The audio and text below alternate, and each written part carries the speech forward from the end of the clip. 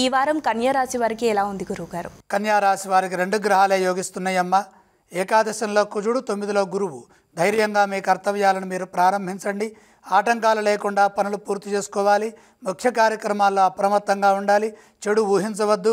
ప్రతి విషయము క్షుణ్ణంగా పరిశీలించిన తర్వాతే నిర్ణయాలు తీసుకొని పనులు మొదలు పెట్టాలి. తొందరలో పొరపాట్లు జరగకుండా జాగ్రత్తలు తీసుకోవాలి.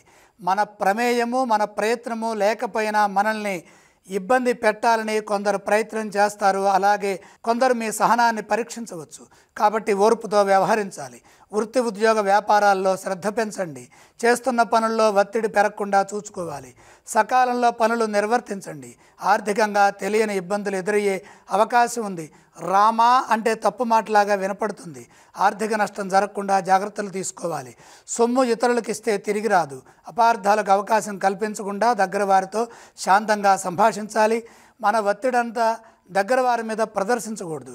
కుటుంబ సభ్యులతో కలిసి తీసుకునే నిర్ణయాలు సత్ఫలితాన్ని ఇస్తాయి. వారం మధ్యలో ఒక ఆపద నుండి బయటపడతారు. ఏది లోతుగా ఆలోచించకుండా ఎప్పటికి ఏది అవసరమో అప్పటికి అదే పని చేయాలి. తగినంత విశ్రాంతి కూడా అవసరం. ప్రయాణాల్లో జాగ్రత్తలు తీసుకోండి.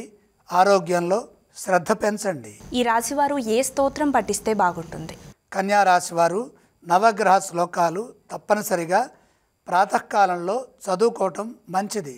అలాగే ఈ వారం కన్యా రాశి వారు ఏ ఆలయాన్ని సందర్శించాలి? నవగ్రహాలని దర్శించండి. ఏవేవి దానం చేస్తే బాగుంటుందంటారు గురువుగారు ఈ రాశి వారికి? నవధాన్యం అగ్ని భగవానుడికి అర్పించండి.